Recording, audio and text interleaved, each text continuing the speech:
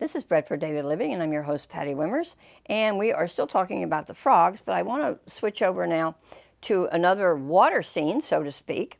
And this is the one in Acts 27 with Paul the Apostle.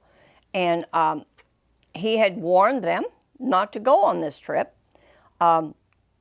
He had had to go to Rome to go into the court system there, because since he was a Roman citizen, if you remember, he wanted to be tried there.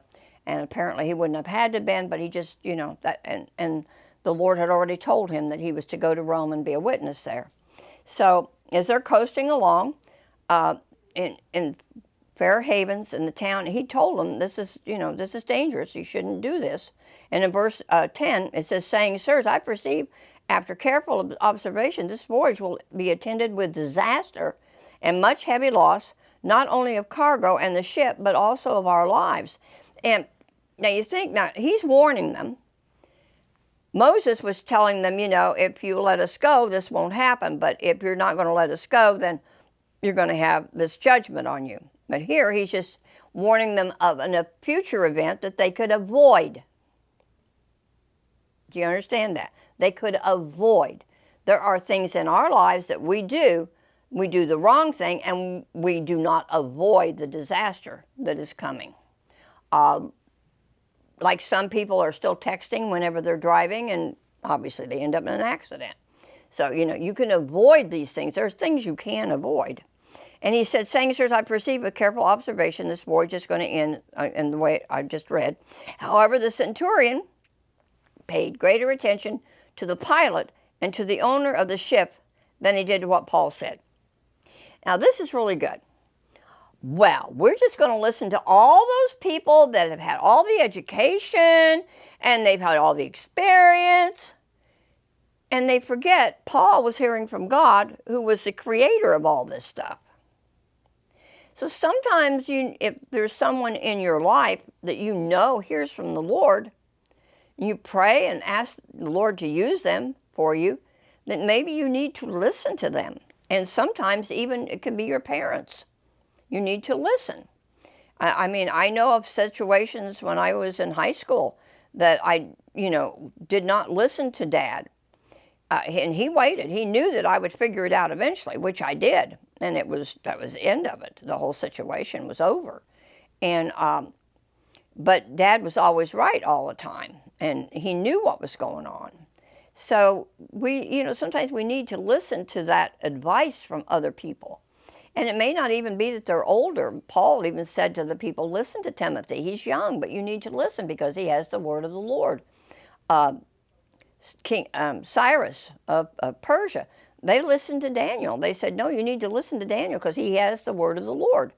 And there are people today that have the word of the Lord that we need to listen to. And here, these guys are like, well, I'm not going to listen to what Paul says.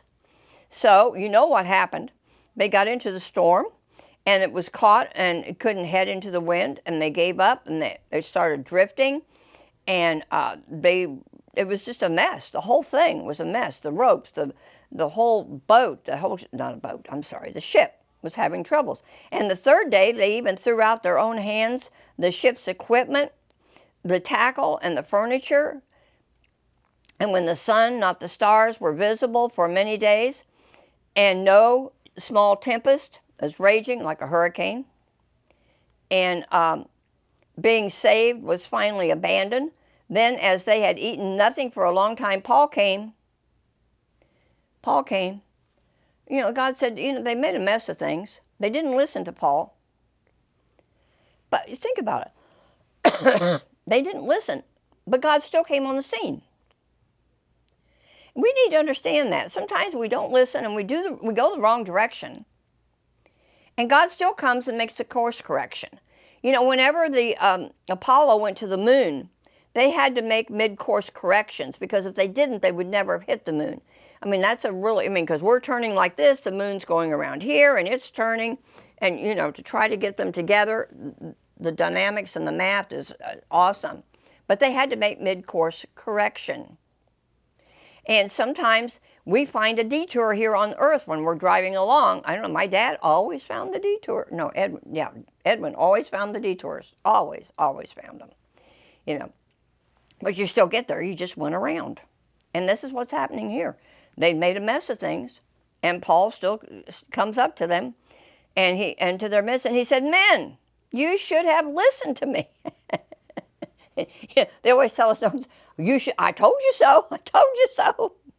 So that's what he was telling them. He said, I told you so, I told you so. And you should have listened to me.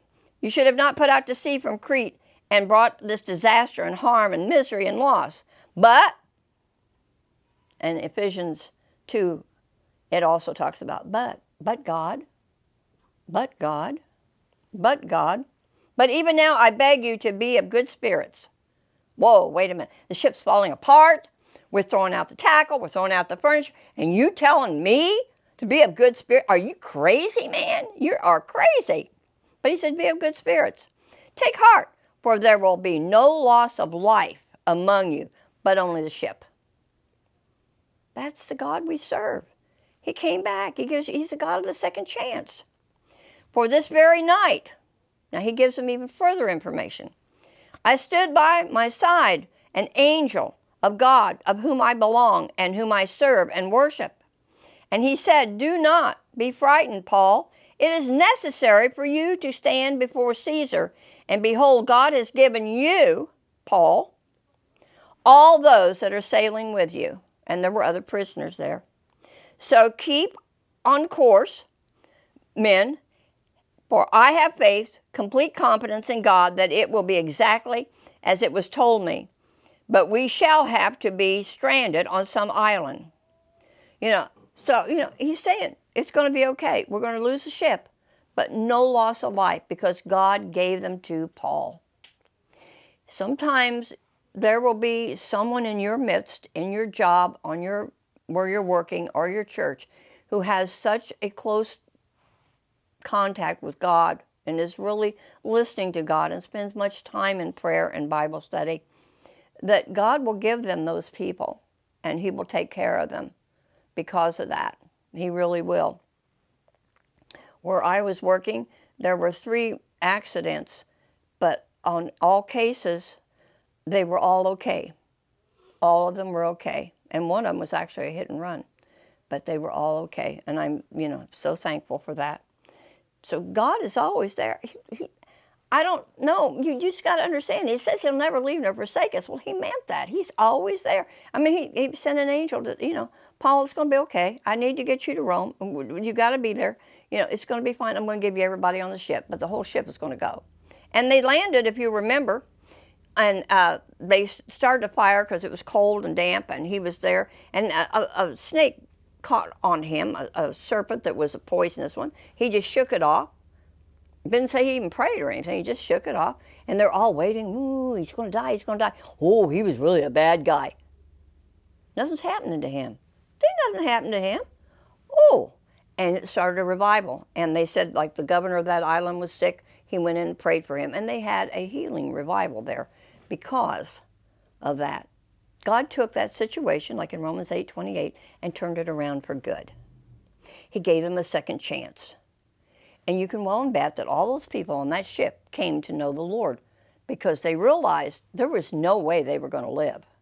I mean, if you got a ship falling apart around you, and he even told them, because some of them were going to take the lifeboats and jump in. He said, no, you got to stay in the ship. If you don't stay in the ship, you're not going to make it. See, Israel had to stay in the place where they were to get through the Red Sea. And this is the same thing. You got to stay where you're at. It may look like everything's falling apart, but you need to stay where God has planted you because deliverance is there. Not only deliverance, but revival. You need to just trust in the Lord. And no, it's not always easy. But let's move forward. Let's trust him. And let's believe God for a great awakening in America. We love you. God loves you. And let that be bread for your daily living. All of your offerings to Bread for Daily Living are tax deductible. If you would like our newsletter or catalog of materials, please write to the address on the screen or email. Thank you for watching Bread for Daily Living.